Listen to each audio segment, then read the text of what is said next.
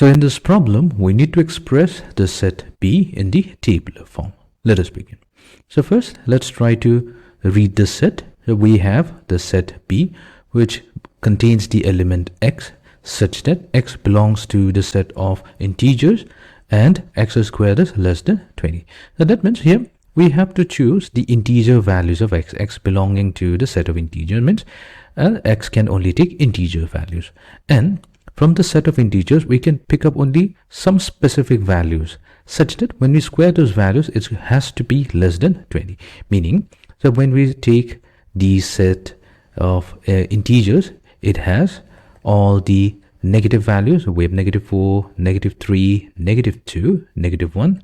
We have 0, then followed by the positive values 1, 2, 3, 4, and so on.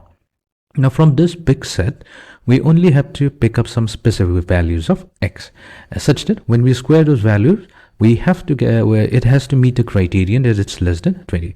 For instance, let's say if we take x equals to -4, then if we square x, then we're going to get positive 16. Squaring -4 gives us positive 16, and clearly we see here that 16 is less than 20.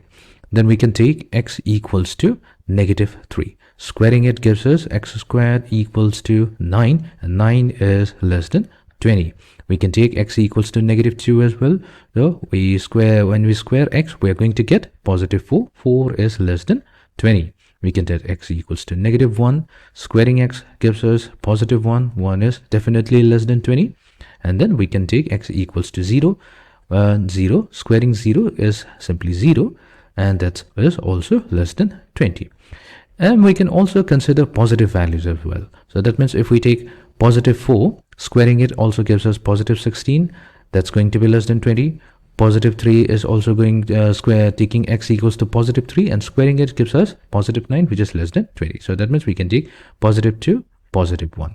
Now, we can only take values between -4 and positive 4. We cannot take any values less than -4 or greater than positive 4.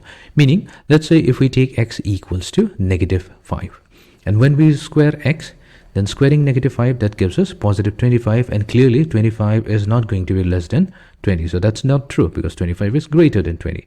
Similarly, that's true for positive 5 as well. So when we take positive 5 and square it, we're going to get positive 25, and that's also not less than 20. So that means we can only take values of x lying between -4 and positive 4, about the extreme values included.